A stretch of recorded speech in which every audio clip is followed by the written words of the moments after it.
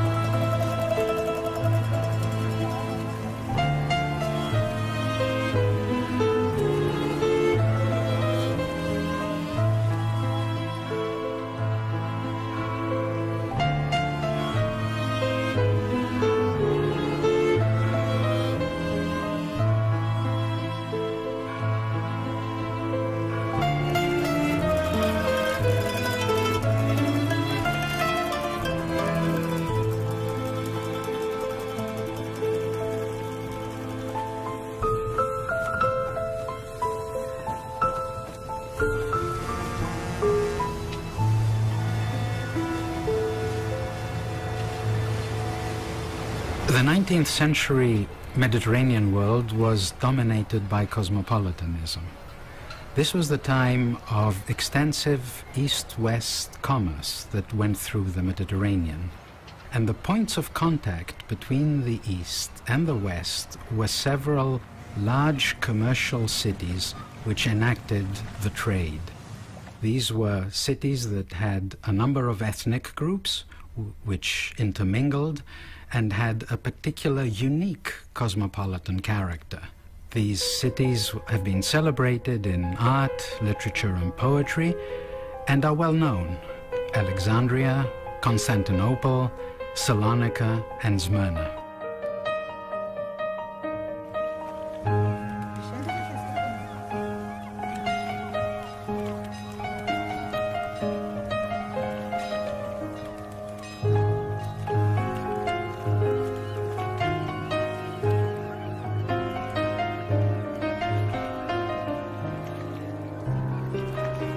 Smyrna, at the beginning of the 20th century, was one of the most colourful, richest and opulent cities in the Ottoman Empire. It was on the western coast of Turkey, washed by the warm waters of the Aegean, and it was incredibly wealthy.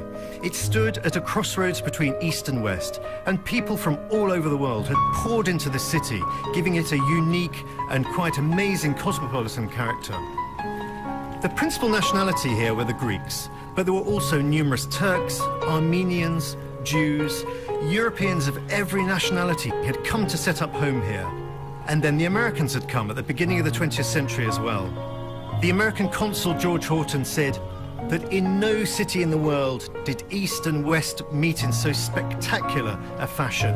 It really was a unique and very, very cosmopolitan, tolerant city.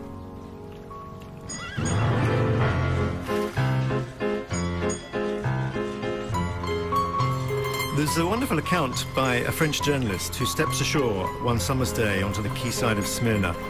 And he's amazed because within the first few minutes of landing, he's heard virtually every language under the sun and met all these different nationalities.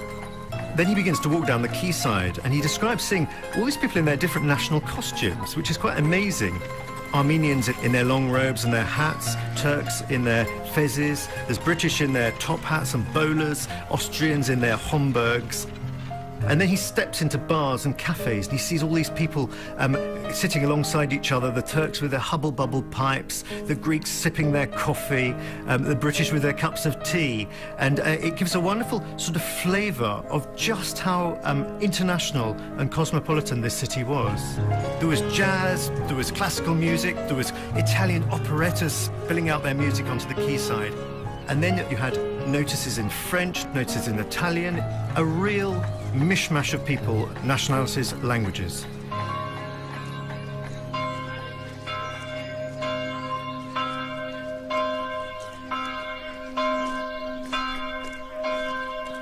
When I'm asked where I come from, I always reply, I'm from Smyrna in Asia Minor, although I was not born there. But this heritage weighs so much in my heart that I always profess that my country of origin, my city of origin is Smyrna. Smyrna puts a smile on my face because it was a happy city, despite all the difficulties and the problems. Smyrna was a place where people had fun, worked hard and played hard. They had the sea, they had the farms, they had the produce. In Smyrna, the poorest of people could lead a good life alongside the rich and the wealthy and the famous and the foreign and the Greeks and the Muslims and the Armenians.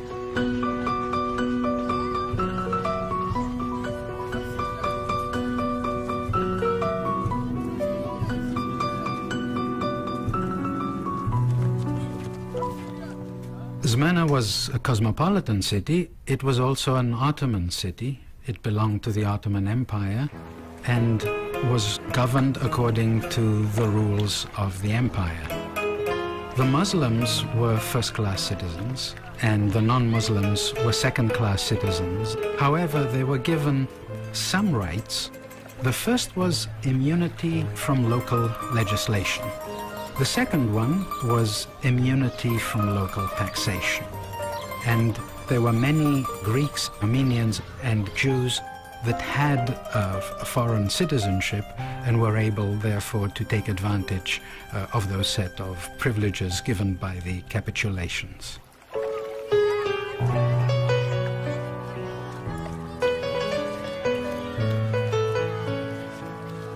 Smyrna was a very unusual city. It's divided into loads of different quarters, with every nationality having their own different quarter. And what visitors would like to do is sort of process through all the different quarters, getting the sights and sounds of each quarter, if you like. The biggest and the richest, perhaps, was the Greek quarter. This was a place of incredible life and vitality. Imagine very imposing stone mansions. The Greeks were wealthy, and they liked to show their wealth. So you can walk through these streets, and at times of the fig harvest, it was quite amazing because the streets were full of camels bringing figs from the hinterland, the countryside around Smyrna. So people would like to come through, start in the Greek quarter, and then they'd move on down into the Armenian quarter, and the Armenians also were very wealthy. So when you walk through their quarter of the city as well, you saw these wonderful buildings. And linking the two was Frank Street. Now this was the principal street in the city, and this is where all the wealthiest shops were, where the department stores were. And there are accounts but written by people actually who are still alive in their late 90s, who remember going into these stores and seeing the most wonderful selection of every single imported item under the sun. Everything from all over the world came into these department stores. You could buy anything you wanted. Continue down Frank Street and you come to the Jewish quarter. This is much poorer, much more squalid. And then next to this, adjacent to this, go sweeping right up the slopes of Mount Pegasus, is the Ottoman quarter, the Turkish district of the city. This is what all the visitors wanted to see, because this is where you got a flavour of the Orient. All the Turks were still in their costumes, they're smoking their hubble-bubble pipes. This is where you saw Turks in their fezzes, you saw the water sellers, you saw the Muslim holy men. This was a very poor part of the city, but very interesting, if you like. Next to this, or behind this, you have the American colony, which was called Paradise. The Americans had poured into the city at the beginning of the 20th century, and they found it the most wonderful place on earth. They named their colony Paradise in honor of this. And then behind this, you have the Levantine suburbs of Bornabat and Cordelio, which is home to the great Levantine dynasties. These people of European descent who'd settled in Smyrna some 2 centuries earlier. And here they lived enchanted lives in spectacular pleasure palaces surrounded by botanical gardens, getting on with their neighbors, the wealthy Greeks and Armenians, who'd also moved out to these leafy suburbs.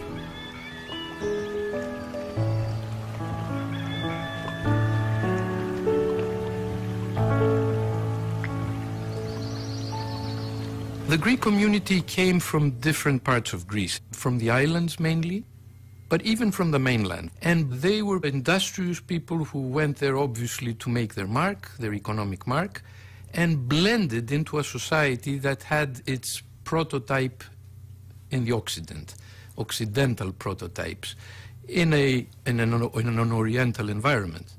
And the combination of the two yields this interesting hybrid, the Greek from Smyrna. He's Occidental in his multilingual habits, in his education, in his preference for Western Europe, but also laid back, open to the pleasures of life, this joie de vivre with its Oriental trimmings, so to speak. I think I'm here because my grandmother on my father's side and my grandfather were born and grew up in Smyrna and had to leave in 1922 with the Asia Minor disaster. And they end up in Salonika, which is where my father was born and where I was born later. And I feel that I'm slowly gaining the license to try to uncover Smyrna and even try to find a way to talk about it that does justice to my Greek family, but also does justice to the discipline of history.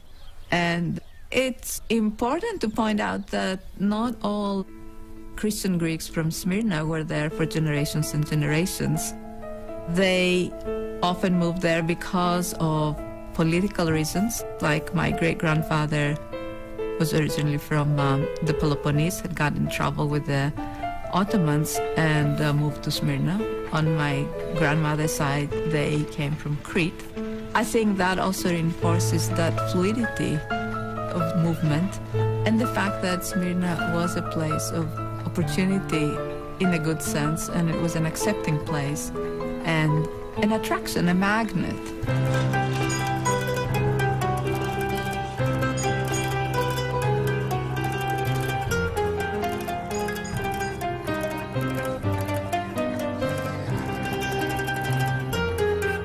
The Greek community in Smyrna was the largest non-Muslim group.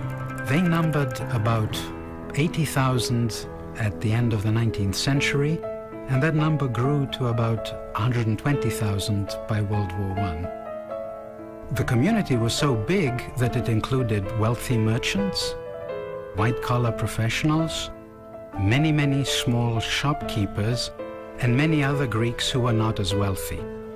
And Kosmas Politis, in his award-winning book Stu Hadjifrangou, describes the ordinary lives of the Greeks in the poor neighborhoods. The Greeks in Smyrna had a number of schools which were so good that they were considered on a par with the schools in Athens. The church was also important. The city was dotted with Greek Orthodox churches, and in 1910 the church in Smyrna acquired a powerful leader, Metropolitan Chrysostomos. The Greeks were close to the Armenians, who were another community. They were smaller. They were about 12 to 15,000, and that number grew to about 20,000 around World War I. And they had close relations with the Greeks because they were Christians as well. And the Armenian social structure was similar to the Greek one. There was a wealthy group involved in trade. There were white-collar professionals and also small shopkeepers as well.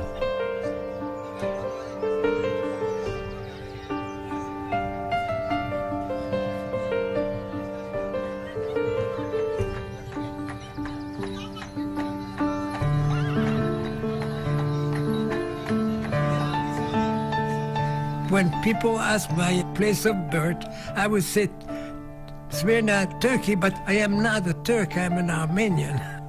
My memory goes back to my childhood, which was a happy childhood. My father was an international business people, and he had a department store which imports from Germany and France. And we lived in a beautiful home. I remember the homes very in detail, where there was a large credenza, golden with a mirror, a Louis XV French type thing, and large rugs on the floor, a long living room with windows in the front of the street. And we had another home in Cordelio, across the water with the lights. And my grandfather used to raise tobacco. I smelled the tobacco leaves hanging in the hanger, drying. We used to go there to my grandfather. We were happy, comfortable people. So that's how my life began.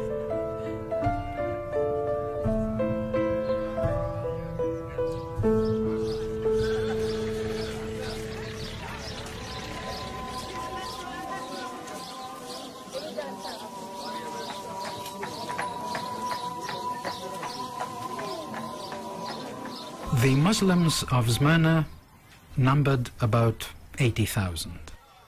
And the curiosity about the Muslims in Smyrna is that they were a minority in what was a city in the Ottoman Empire. And that is why Smyrna was described by Muslims across the Ottoman Empire as infidel Izmir, because in fact the Muslims there were a minority. Most of them were involved in menial tasks, manual labor, and their neighborhood was on the slopes of Mount Pagos, or Kadifikale as it's called in Turkish. There was also a white-collar group among the Muslims. They were the bureaucrats, so all the government officials and all the port officials of the Ottoman Empire were Muslims, and there was also a small Muslim elite. They were mostly landowners who owned land in the rural areas surrounding Smyrna, such as Manisa, and they had big wealthy houses in the city, and they also interacted with the Levantines, the Greeks and the Armenians, and the few wealthy Jews.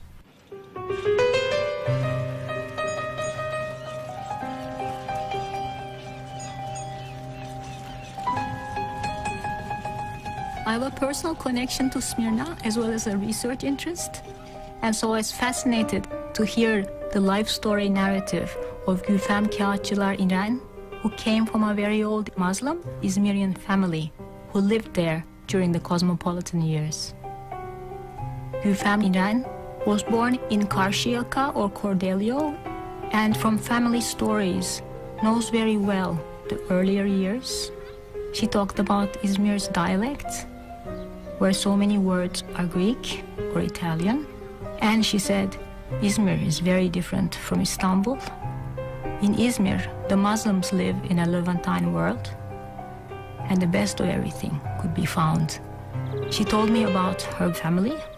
The Katipzade were feudal landowners, and they had a family estate in Manisa. They also owned real estate in the European quarter, and they had a foundry, a factory that produced rose oil, and one that produced silk thread, and all their products were exported to France.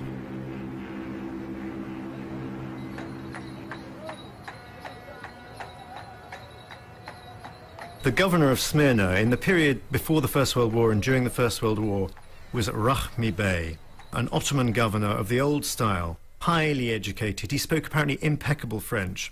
He dressed in a frock coat and top hat and liked to wander around the city twirling his silver cane. He loved the Levantine dynasties. He loved drinking gin slings with the Europeans and just talking for hours into the early hours of the morning, talking about how he ran his city. Because it was a very difficult city to run. because Rahmi Bey, a Muslim, was in charge of a city whose majority population was Christian. So Rahmi Bey was continually having a juggling act, basically, having to try and keep each community in his city happy.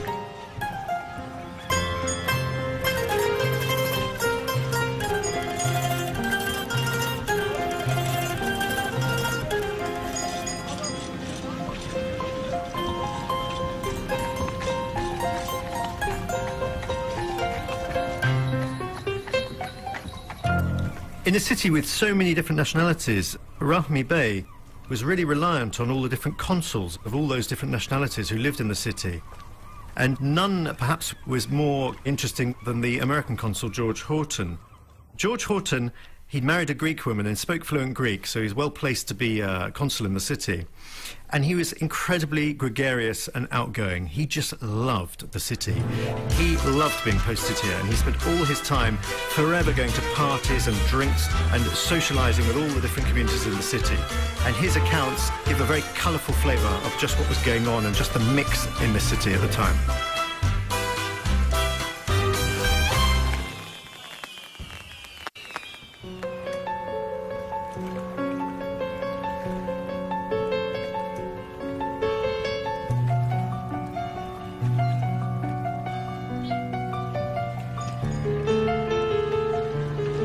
The 19th century may have been the century of cosmopolitanism for Smyrna, but for most of the rest of the region, it was also the era of rising nationalism.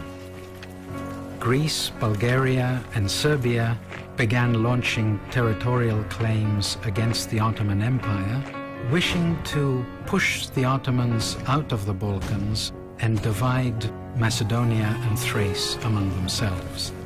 The Greeks had a bigger plan, the so-called Great Idea, which really consisted of a vision of including all historically Greek territories populated by Greeks within the Greek borders. And within that vision, there was not only Macedonia and Thrace, but also the Asia Minor coastline, including Smyrna.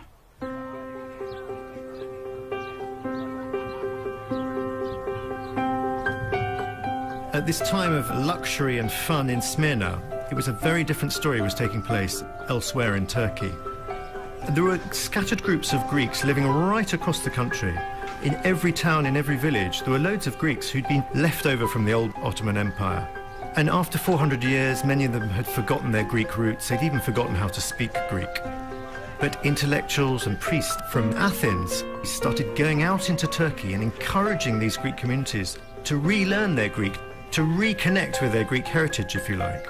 But none of this would have had any effect whatsoever were it not for one man, Eleftherios Venizelos, who was destined to become the Greek Prime Minister. He had a dream, and his dream was to reunite all the Greeks of Asia Minor, a spectacular vision, if you like. But even Venizelos, energetic as he was, could not have pulled this off without the support of one man, and that man was David Lloyd George, the Prime Minister of Britain. He loved this idea. He thought this was fantastic, and he said he would do everything he could to make sure that the great idea came off.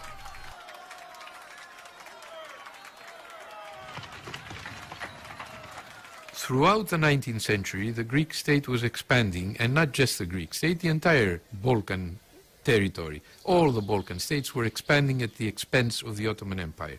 Much of this expansion, of course, was dictated by nationalism and irredentist nationalism.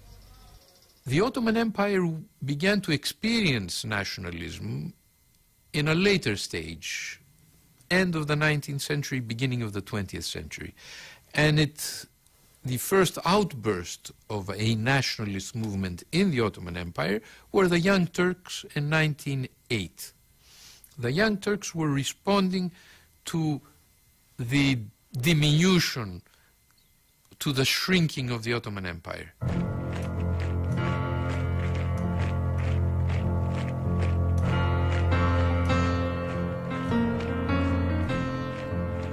The simmering tensions between the Greeks and the Turks really exploded in 1913-1914 with the Balkan Wars, when the nations came head-to-head on the battlefield. And the upshot of this was enormous numbers of refugees, Turks from Greece, who were kicked out of Greece and had nowhere to go. Well, they had nowhere to go, but the Turkish government encouraged them to settle in the areas with the largest Greek populations in Asia Minor, namely all the villages and towns along the coast around Smyrna. And there's an amazing account by a French archaeologist, Félix Sartieu, who was working in the village of Old Fokia at the time. And he describes the refugees arriving, and they arrive with chetes, who are these armed, heavily armed, irregular forces. And Félix Sartieu saw everything that happened, and he was absolutely appalled, because the chetes came in with their guns, with their pistols, and they caused absolute chaos, attacking, ransacking, raping, pillaging, and killing numerous Greeks in the village. And what took place there was the first hint of this ethnic tension, this ethnic conflict that was soon to rock Smyrna itself.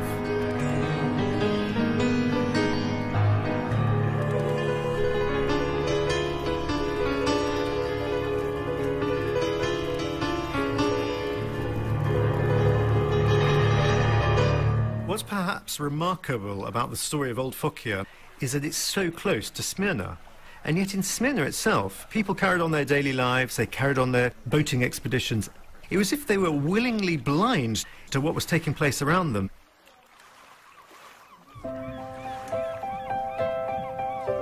Those memories also come back again when my father used to take us very nicely to the quays, the docks of Smyrna, where they had the restaurants on the water. And he used to take us there, and we would see the water and all the crowds and the people. And I remember my mother and my father used to go to a ball, and there was a place where there was a dancing and so on, and they would go for a dance.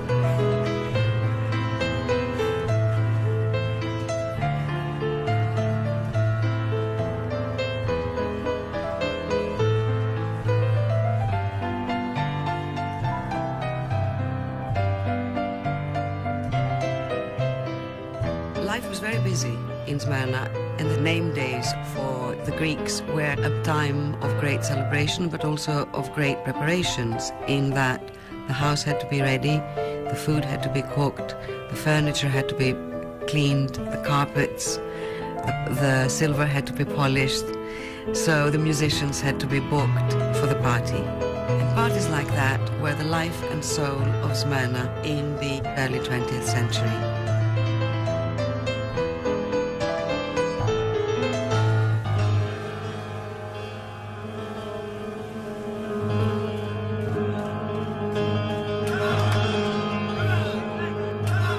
In the summer of 1914, World War I broke out, and the Ottoman Empire entered the war on the side of the Central Powers, Germany and Austria.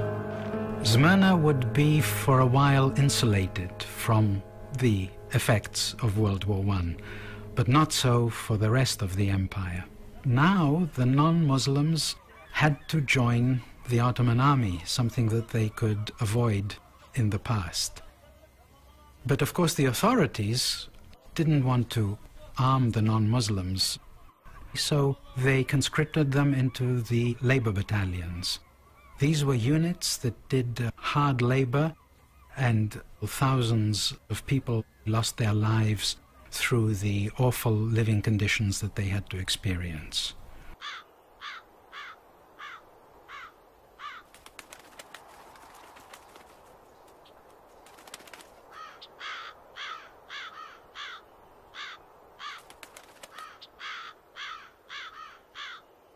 In the spring of 1915, the American consul George Horton had a visitor knock at his door in the American consulate. His name was Walter Geddes, and he'd been travelling through the eastern parts of Turkey. And he came back with the most horrific tale imaginable, that all the Armenian population of the towns and villages of eastern Turkey were being deported and exterminated. They were either being sent into the desert, or they were being shot and picked off in cold blood. Now, this was complete news to Horton, but the story soon got far worse. The policy was being dictated by central government in Constantinople. Talat Pasha wanted the Armenians out of Turkey. It was all part of Turkey for the Turks. And Talat also wanted the Greeks out of Turkey as well. Now, Rahmi Bey was, of course, going to be affected by this policy because Talat wanted the Armenians and Greeks out of Smyrna as well. He was going to do everything he could to try and protect them. And perhaps the most enduring image from the First World War, from Smyrna, is a photograph from 1917, the real dark days of the First World War, when the assembled population of Smyrna, Turks, Greeks, Armenians, Levantines and other Europeans, are sitting in the opera house listening to Verdi's Rigoletto.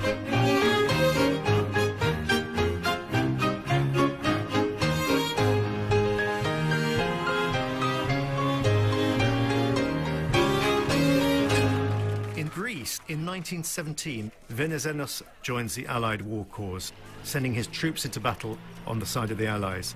Because he now knows the war is in its final stages, it's almost at an end, and with Turkey defeated by the Allied powers, he's awaiting the rich reward, which is the city of Smyrna.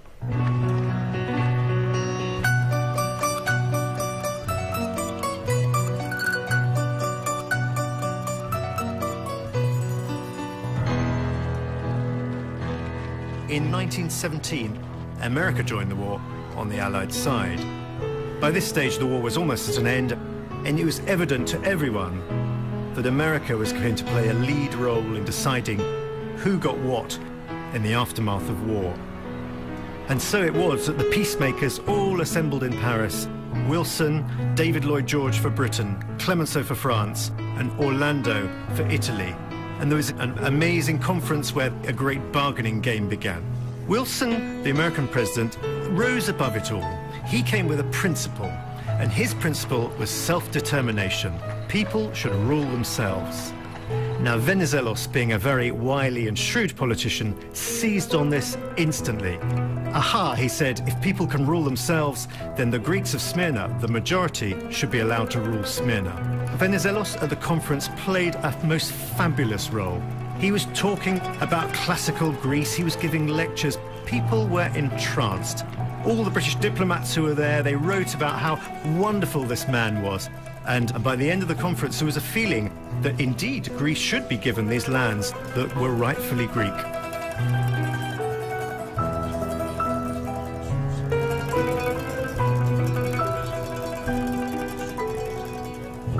I think Venizelos' greatest success was to allay the fears of Woodrow Wilson, President Wilson, who was against taking over Asia Minor and parceling it out. He was adverse to that. And it did a lot of convincing on the part of Lloyd George to secure his agreement for Greece's mandate in Asia Minor. Some people still think that Greece was given the right to annex Smyrna. Not so. It was given a mandate to keep the peace in the region, mainly because the Italians were too anxious to take over much of southwestern part of Asia Minor. The Brits didn't want that. They would rather have Venizelos be there rather than the Italians. So Greece was given a mandate to maintain the order there for 5 years, and in 5 years' time there would be a referendum which would give the Greeks the opportunity to annex the territory of Smyrna.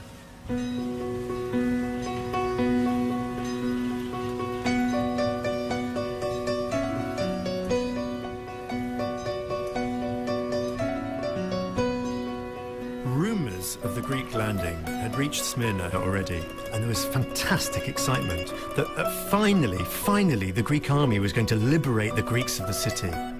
And already by about 6 in the morning, the quayside was absolutely packed with thousands of Greeks who'd flocked there to witness the triumphal arrival of the Greek navy.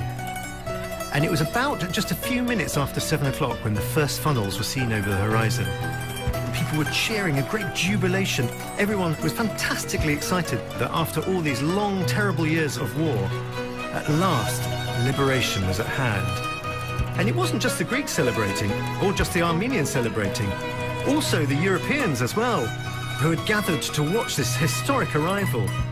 There were accounts of the sporting club, where all the Europeans and Levantines, all dressed up in full morning dress and everything, were there and standing on tiptoes, waiting to catch a glimpse of the Greek fleet.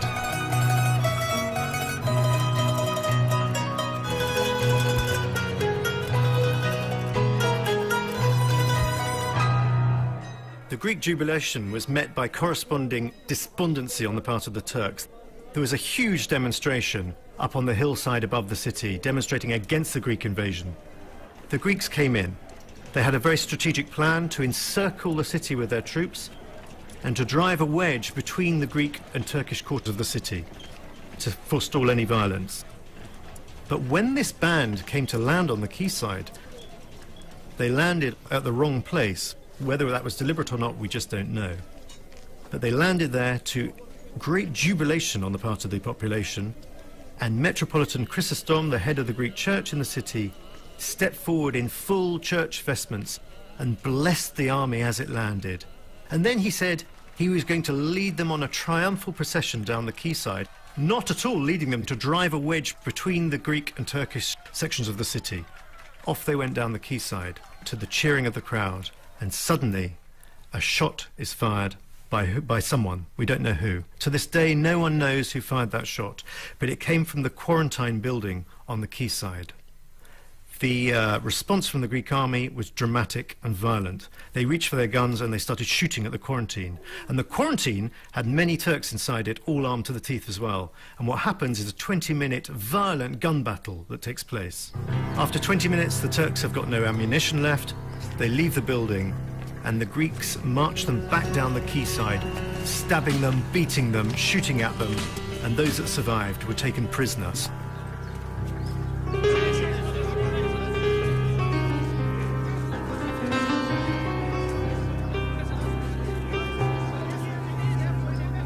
Gülfem İren told me she has a few memories of the Greek occupation of Smyrna.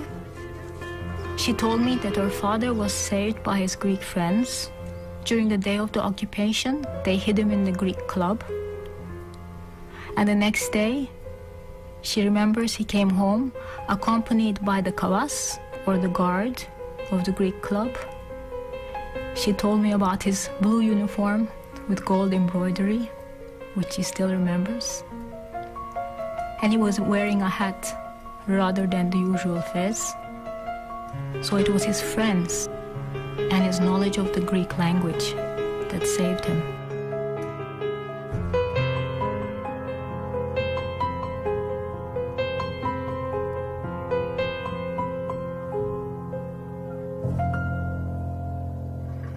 Venizelos decided to address the problem of rising tensions in Smyrna following the Greek occupation by appointing a fellow Cretan and a friend of his, Aristidis Steriadis, as governor.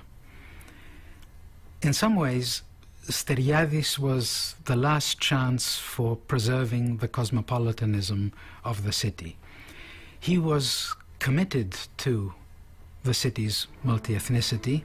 He believed strongly that the Greeks, despite the fact that they were in charge of the city, should treat the other groups equanimously and with equality, and tried as best he could to bridge the widening gaps among the Greeks and the Muslims and the other communities as well. In order to do so, he was obliged to take very strict measures. And needless to say, those strict measures alienated both sides. The work of Aristidis Steriadis and his team has not been studied, has not been published.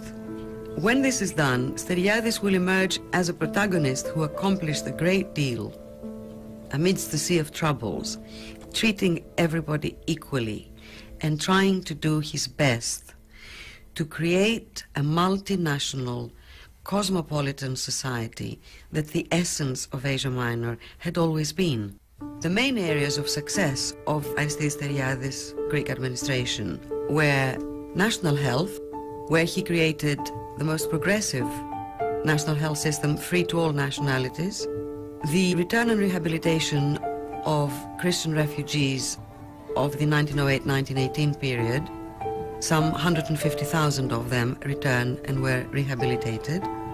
And last but not least, the organization of a university that was to be the most progressive and open and outward-looking university that would cater for the languages and for the civilizations of the area, which would be studied in detail. The aim was for the nationalities to live next to each other without any problems, as they do live today in New York or in London or everywhere else in a cosmopolitan context.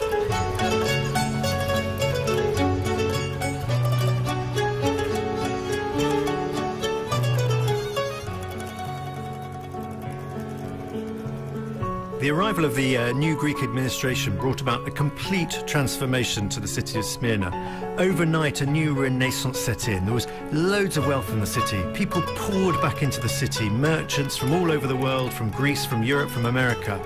It was a wonderful time, but correspondingly, on the other side, the Turks were horrified by what had happened.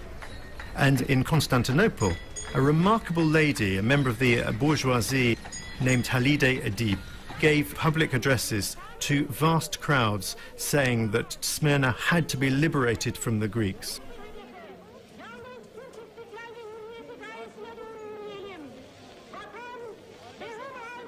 Halide Edip very quickly became a reviled figure amongst the British and Allied forces who were in the city at the time, and it wasn't long before she and her husband had to flee from the city, flee to the east, to the heartland of Anatolia.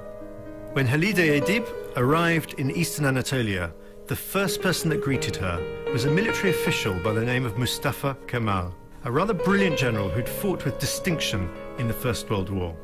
Mustafa Kemal was deeply unhappy, deeply disturbed by the landing of the Greek army in Smyrna, and suddenly he turned everything on its head and decided, instead of working for the British and the puppet government of the Sultan in Constantinople, he decided to work against them. He decided to launch the nationalist movement, setting up his alternative rival nationalist government. And in the city of Ankara, he established the Great National Assembly, which would try and represent the whole of Turkey and would work out how best to get the Greek army out of their country.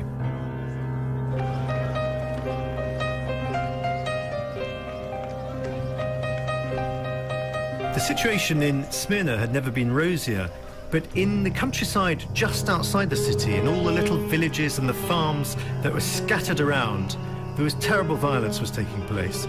The Greek farmers were constantly finding themselves under attack from Turkish nationalist forces. This placed Sturgiadis in a terrible dilemma. What do I do next? How do I control this violence? And he realized that, reluctantly, the only thing he could do is send the Greek army out into the countryside beyond the parameters of the city to try and quell the violence. And this is exactly what happened. With the encouragement of Venizelos, the Greek army moves out, attacks the Turks, and every time they meet the Turks, they defeat them. It seems so easy suddenly, and they push out, and they push out further. But wherever they establish their front line, the Turks attack them again, and so they push out a little bit further.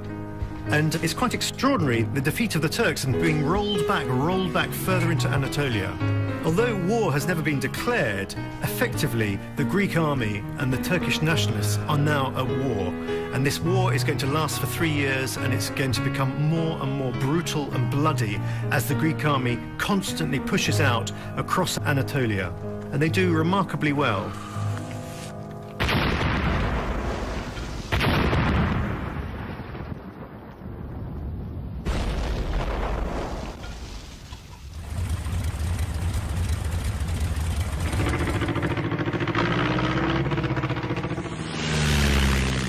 Meanwhile, in Greece, elections had taken place, and Venizelos had been defeated by his opponents, the pro-royalist party, who were opposed to the war. But King Constantine decided that he would, in fact, not stop the war, but instead continue pursuing the war, and, in fact, take over. He was, as the king, the leader of the army. And in the spring of 1921, he arrived in Smyrna, and there were scenes similar to the ones that had taken place just over 2 years earlier with the arrival of the Greek army. The population of Smyrna came out in the streets, waving its blue and white flags, welcoming the king. There was a new sense of enthusiasm and optimism about the future now that the king was committing himself to the Asia Minor campaign, as it was called, and taking charge of the army.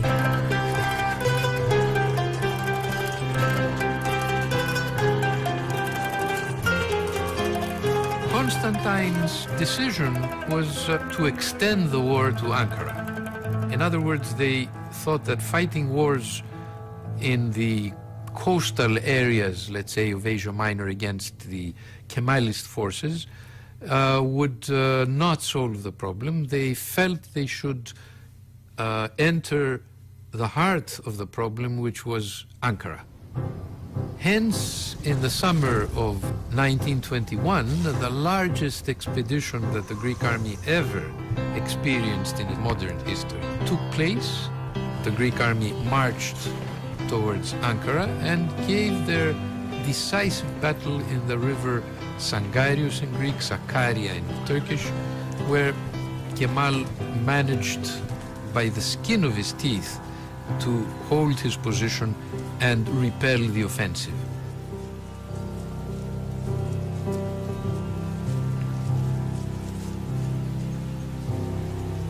The great powers were having a change of heart. What happened was, after the Turks showed that they could indeed confront the Greek army, the great powers began thinking to come to an agreement with Mustafa Kemal. And so Greece became exposed. Its military was exposed in Asia Minor because its transport and supply lines were being stretched, and it was being exposed diplomatically because it was losing the support of some of the great powers.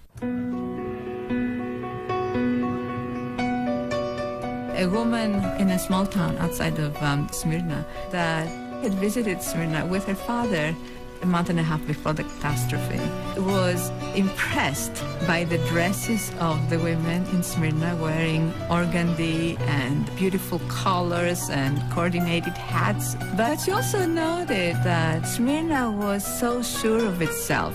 We in the countryside could see the world changing, and we knew to be afraid. But the people in Smyrna did not have that notion. And she also discussed this very lively social life, this very exuberant social life, while the world was falling apart.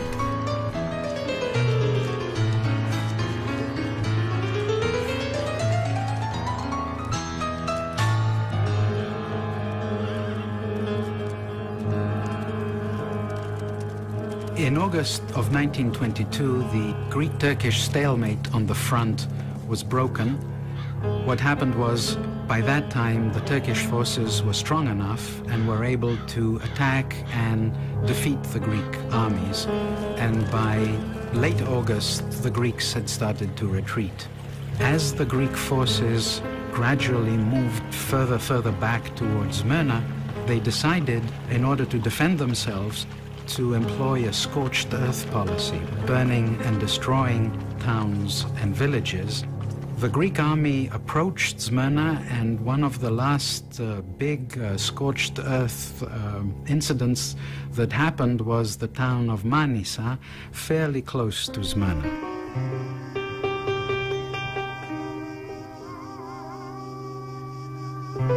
In August in 1922, Gülfem İren told me they had to leave from Smyrna and go to Manisa, to the family estates, for the grape harvest. And while they were on the estate, Manisa began to burn. The Greek army was on the retreat, burning everything in its wake. And she remembers everyone escaping to the hills above, where she said, we waited for 3 days and 3 nights, warmed by the heat of the town burning below. She remembers the window panes exploding like bombs, and the sacks of grapes stuck together, bubbling like jam. She told about the cows and the horses, like balloons with their legs in the air. She remembers the heat and the hunger and the smell of the fear.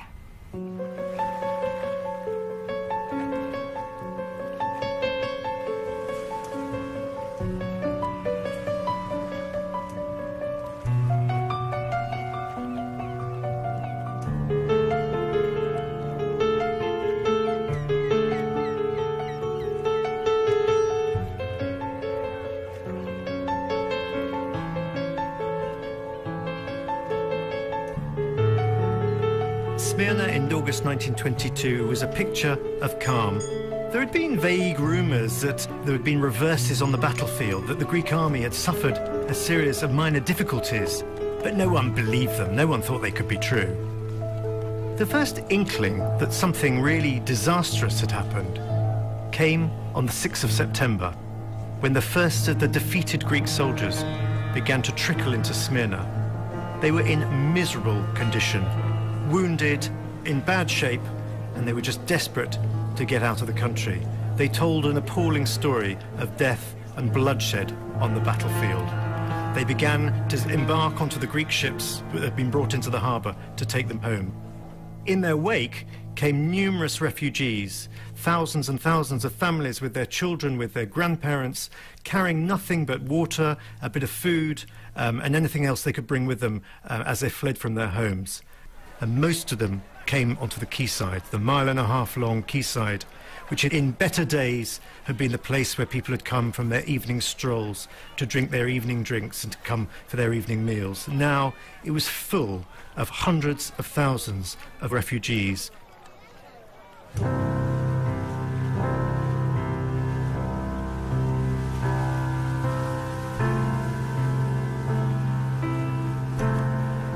By the 7th of September, the battleships of the Allied powers began to converge in the Bay of Smyrna.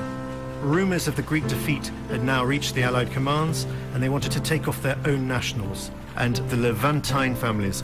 But for most of the citizens of Smyrna, they simply didn't panic. They didn't believe any disaster would befall their city, because no one in the city believed that the Turkish army would enter Smyrna.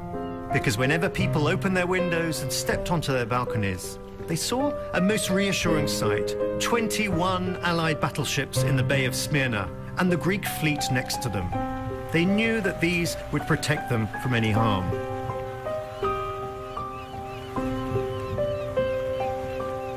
My grandfather was away, and maybe he was in the army, I'm not sure.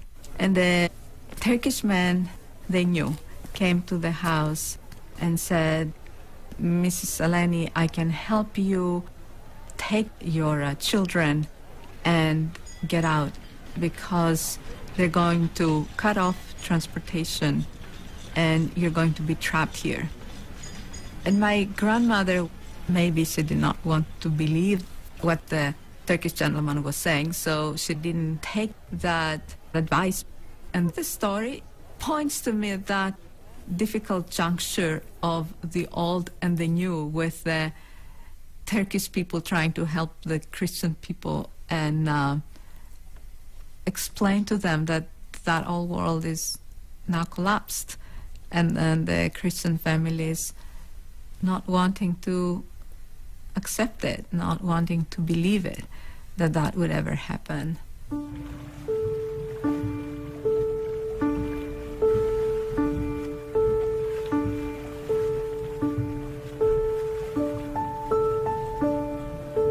That same day, there was another significant event that took place. The Greek government, headed by Stergiadis, left the city. There was now no one running, no one in control of Smyrna.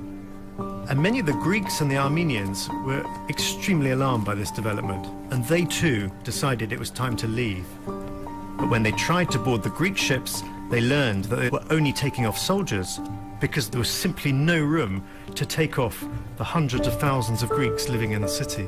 And then they learned that the foreign battleships were only taking off their own nationals. The Greeks and the Armenians were now trapped. Later on that afternoon, there was a most alarming sight. The Greek fleet suddenly weighed anchor and slipped out of the Bay of Smyrna to the sound of the Greek national anthem, being played on board one of the French vessels.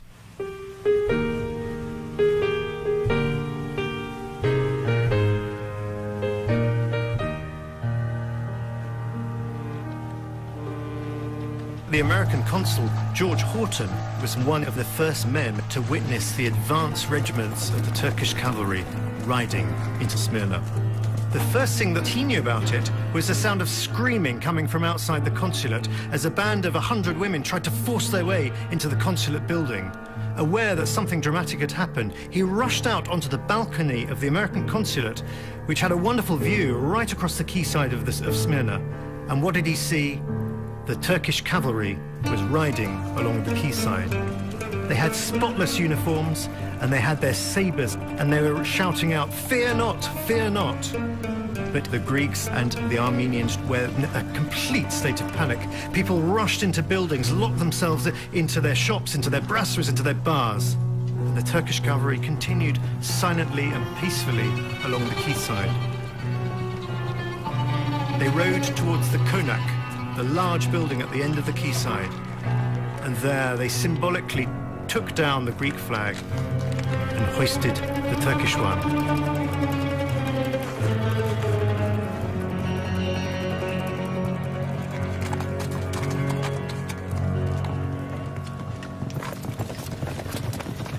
One memory is engraved in my mind that I can't forget.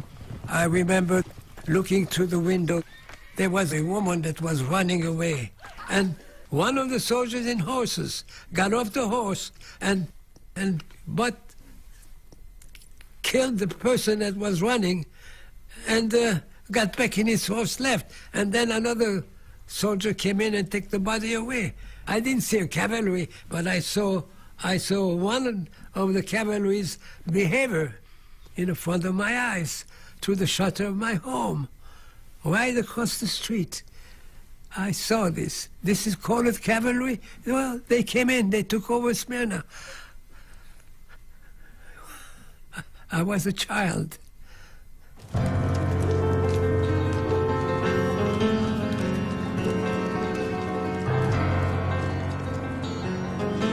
As dusk fell, troops began to converge from every different angle, from every different direction.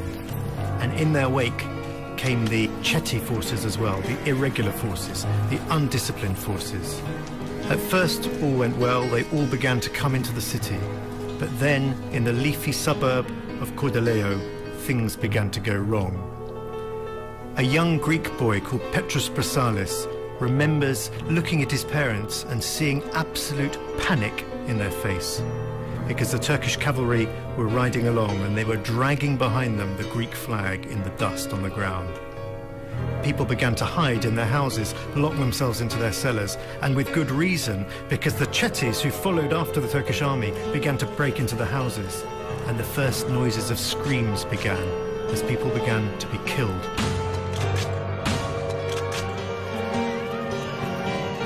Violence began to spread out, not just from Cordeleio, but now in Bornabat and in the city as well, in the Armenian and the Greek quarter.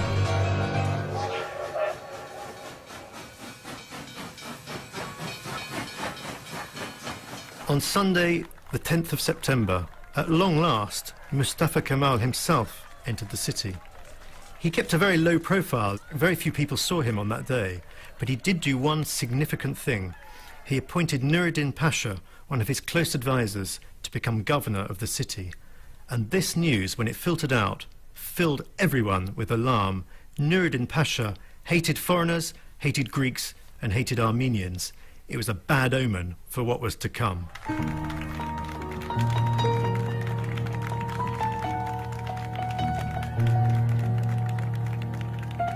A dramatic event occurred that afternoon. The new governor of the city, Nuruddin Pasha, summoned Metropolitan Chrysostom to a meeting at his office. Now, in some ways, this came as no surprise, probably, to Chrysostom. He, after all, was the senior Greek hierarch in the city and representative figurehead of all the Greeks living in Smyrna. We don't know precisely what happened, but we know for certain that Chrysostom went to the office, went up to a meeting with Nuruddin Pasha, and it only lasted a few minutes. Chrysostom came down a few minutes later, and a large Turkish crowd had gathered outside. The story runs that Nuruddin Pasha stepped out onto his balcony and cried out to the crowd, "If he's done well with you, do well with him. If he's done harm to you, do harm to him." There was a group of French soldiers watching on at what happened, and they wanted to intervene. They knew that something bad was going to take place, but their commander said, "No, we're not intervening. We don't want to be seen to be siding with the Greeks." Chrysostom was grabbed by the crowd. They dragged him away into a back street. They shaved off his beard. They gouged out his eyes, and then they stabbed him to death. He died in the streets of his beloved Smyrna.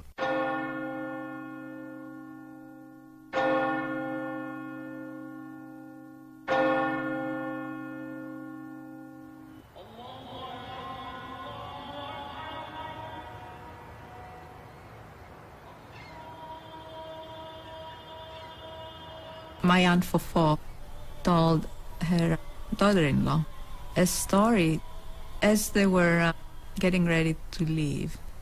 Fofo said that the family sat down at the dining table and had tea. And then they washed the cups and the saucers and the teapot, and I imagined them porcelain set, and hung them back in their places, and then they left. And in some ways that's a more tragic image,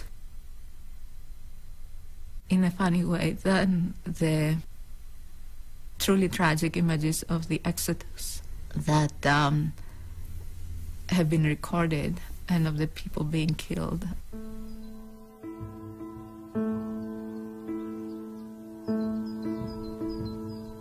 The next thing I recall is our departure. My aunt had a connection at the French embassy.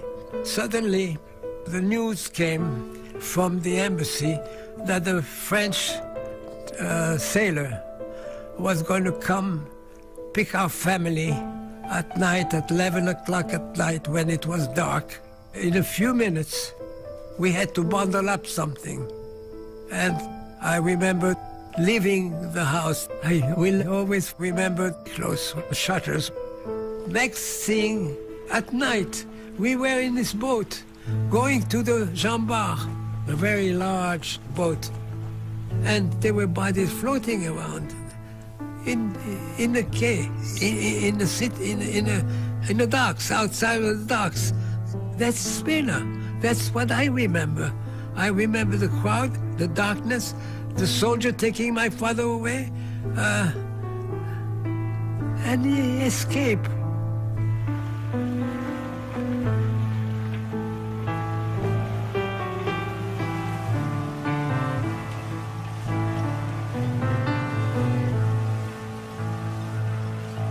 By the morning of the 12th, the Turkish army was out of control.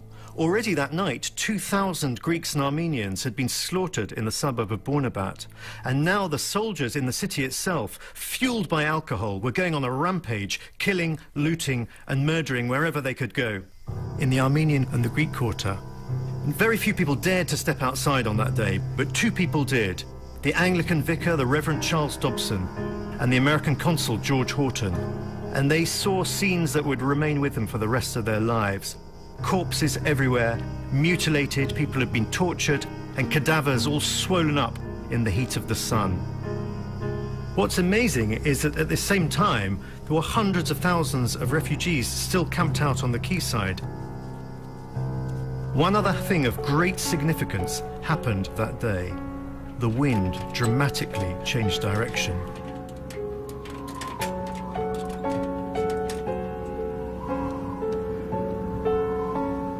It was about mid-morning when a young Armenian lad happened to look outside and saw a most disturbing sight. A group of Turkish soldiers and a band of irregulars seemed to be sprinkling the buildings of the Armenian quarter with some sort of liquid. When they passed by, he went outside and sniffed it, and he realized what it was. They were sprinkling the buildings with petrol. Midday, and Miss Minnie Mills, a teacher in the city at the American Collegiate Institute, happens to glance out of her window and gets a shock. A funnel of smoke was pouring out of the Armenian quarter. And she saw worse than that. She saw Turkish officers and soldiers pouring petrol into the buildings. 10 minutes later, Mrs. Burge, the wife of an American missionary, also happens to look outside, and she sees a second column of smoke. It's not long, perhaps 20 minutes, before these columns of smoke, and other ones as well, all link up into one tremendous black funnel of smoke, which is pouring out of the Armenian quarter. The wind by now is whipping up a gale. It's blowing in away from the Turkish quarter right across the town, and it's carrying the flames with it.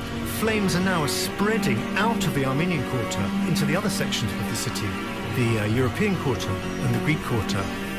Flames are erupting out of buildings.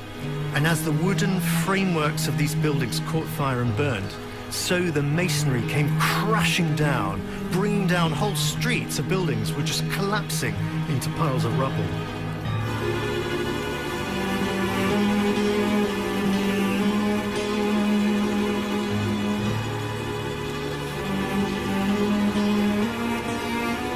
The family was back in Izmir from Manisa when the city began to burn. Gülfem İren remembers her grandfather taking the children to the seaside to watch the city burn from across the bay. She said he climbed upon a rock and watched for a long time until the flames engulfed their own property in the European quarter. She remembers him saying, "Bless you, thank God we are alive."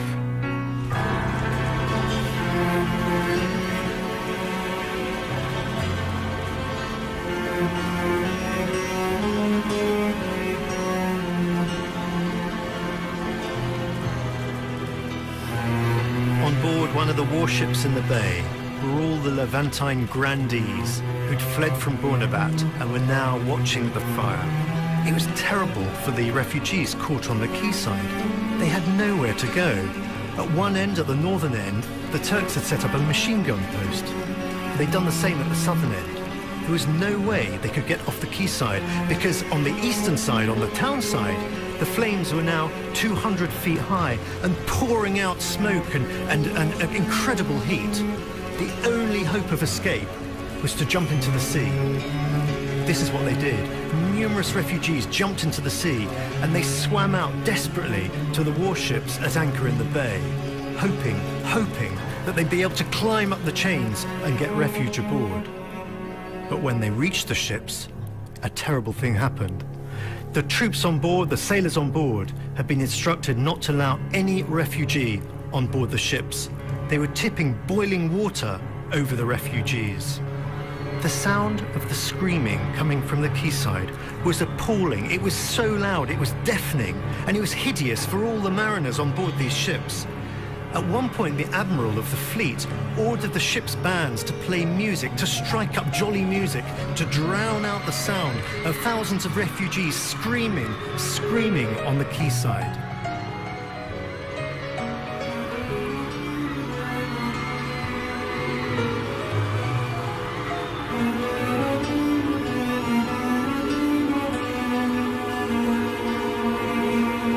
That same night, on board the American warship where Consul Horton was stationed, he could see the Turkish army willingly and knowingly destroying the great city of Smyrna. Consul Horton looked out across the screaming mass of humanity, and he simply said, "The keenest impression I take away from Smyrna is the shame that I belong to the human race." The great powers could have done so much to intervene. They could have saved the lives of so many people, and yet they did absolutely nothing. Why?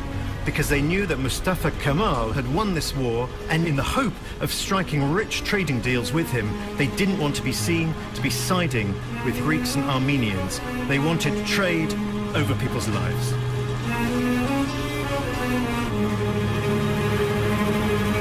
To this day, there's great controversy as to who set fire to the great city of Smyrna, who actually lit the match that was to consume this city in a fireball. Turkish historians persist in saying that it wasn't the Turks, it was the Greek army as they retreated, burnt the city to the ground.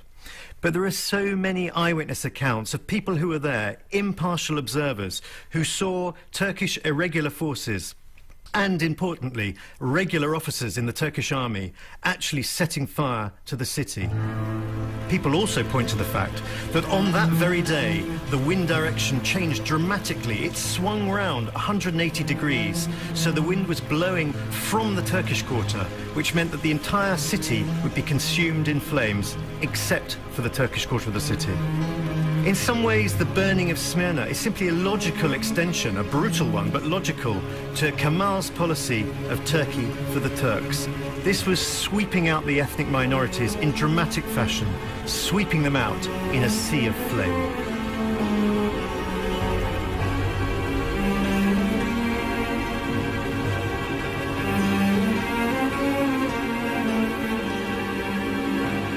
When I asked Gülfem İrem who she thought burnt Izmir, she automatically said the Greeks. And yet when I pursued it, she said there are three possibilities. The Greeks burnt Izmir, the Armenians burnt Izmir, the Turks burnt Izmir.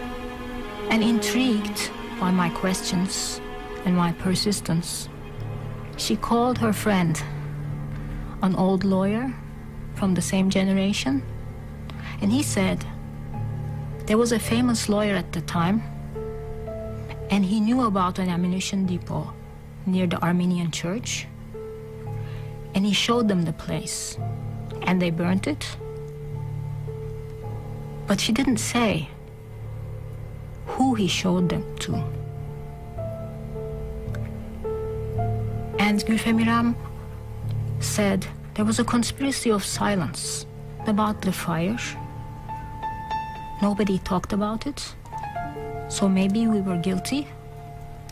And she said Mustafa Kemal was there. He was the liberator of Izmir.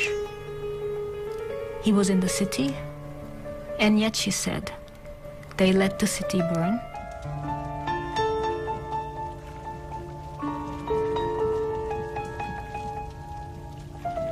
For 24 hours, the men and the officers on board the warships watched a scene of absolute horror unfolding on the quayside with the fire burning in the background. And after a while, they realized they couldn't watch anymore. They had to do something.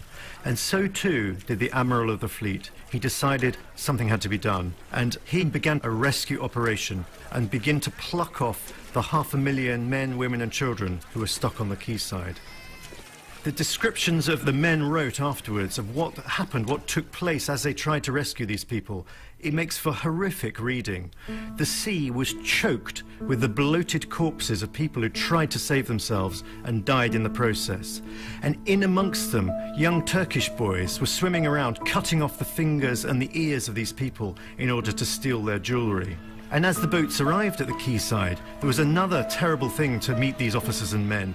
People surged forward. They were so desperate to get away. Now they had this glimmer of hope. And they had to have clubs to beat back these people because they could only take a certain number on each of the ships.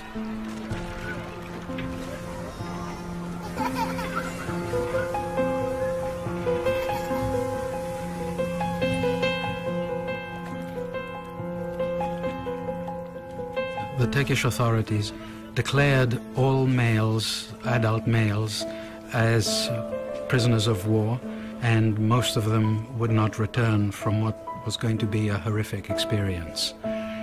This left the old people, the women and the children still on the seafront, hoping that they would be somehow evacuated. The Turkish authorities did not want to tolerate the situation anymore and announced that the refugees had a deadline of September 30th. They had to be evacuated by then. If not, they would face uncertain consequences, certainly deportation, if not worse.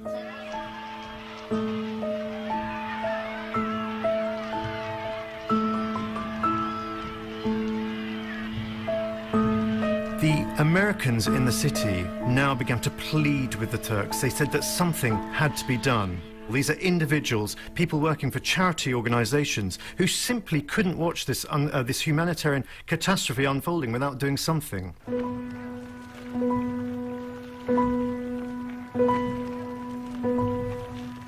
Asa Jennings, in charge of the YMCA, a Methodist, a devout Methodist from New York, is an unsung hero. And what made Asa Jennings a true hero, or what made him shine in all this, was his exceptional initiative to find ships and evacuate people in the middle of this bedlam. He went to the nearby island of Mytilene and found cargo ships, 17 or 20 cargo ships that were laying idle, and convinced the Greek government, which was also in a state of shock, didn't know what the hell was going on, to take these ships and evacuate people from the quay.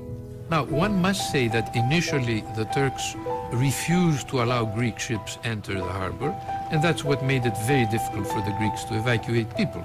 So it wasn't entirely the fault of the Greek state. But it began to dawn on the minds of the nationalist Turks that this was an ideal way of getting rid of all these people, and therefore they began to be more and more amenable to the idea of evacuation.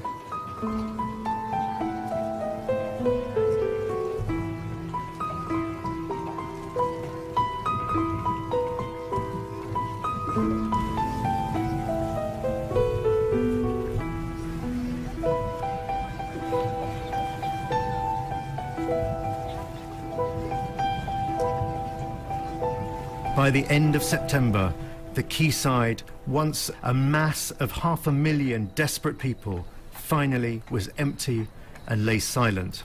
The spectre to this, the backdrop to, was the Smyrna, the once glorious city of Smyrna, which now was nothing more than a charred, burnt-out shell. Smyrna had ceased to exist.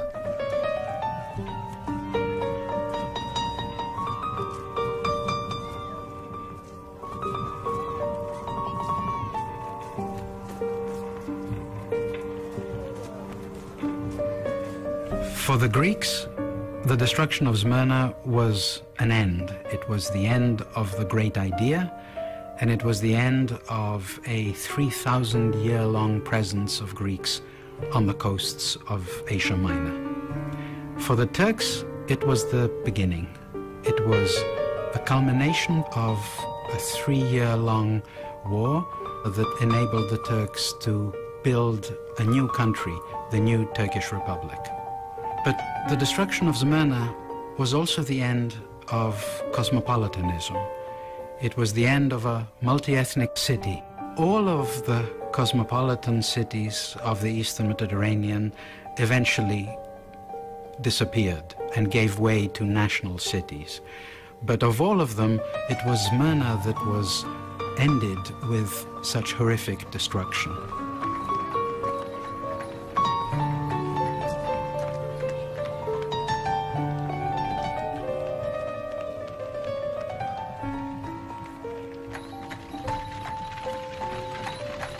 When Gülfem İran was talking to me about the destruction, she said, in the new Turkish Republic, you couldn't have such a cosmopolitan city. Yet at the same time, she was conflicted inside, because she knew that with the destruction, her city was also being lost. She told the story of the fisherman who fished in his net and found a fish out of whose bowels came a box of jewels. She said it took months and months to clean the bay of the corpses. She said she watched for weeks on end as Turkish soldiers climbed up the hills with Greeks tied up in a column with grown beards and their hair on end, and they knew that they would be shot. And she said this went on for weeks and weeks. As a young girl, Gülfem İran grew up in a destroyed city. She had to walk through it on her way to school. She said, Izmir is very important to me, but no longer the city itself. It has become a place in my imagination. Even though I didn't lose my city, I wasn't forced to leave, and others were. Yet I too lost my city. It has become a place in my memory associated with my childhood.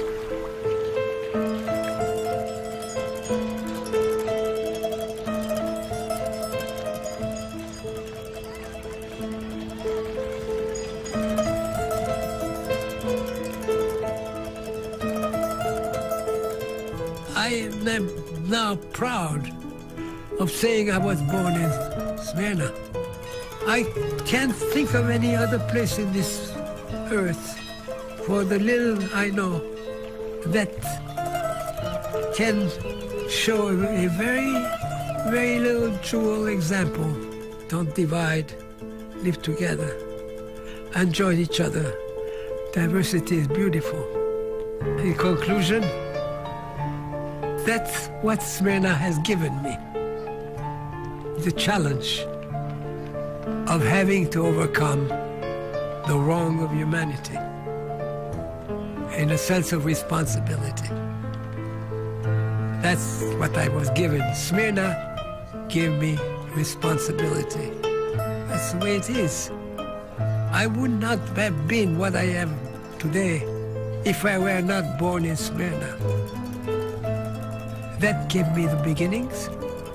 That gave me the beauty of the country, the beauty of the love and the joy, the blue sky, the songs, the lights across the water on the other end to Cordelio. I mean, it's really a beautiful place, you know. It is really a beautiful. Why can you create anything like that? It doesn't exist anywhere else.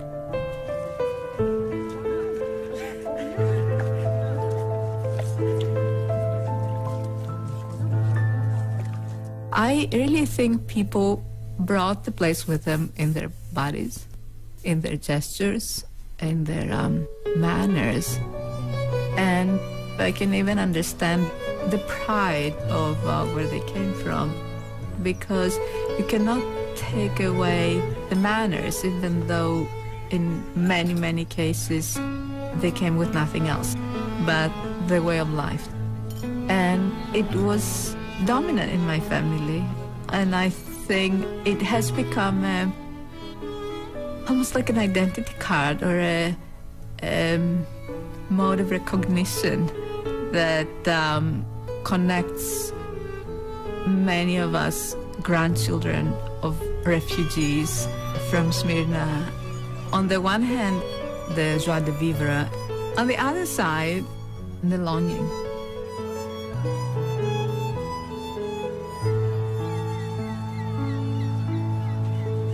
I think Smyrna in Greece lives everywhere.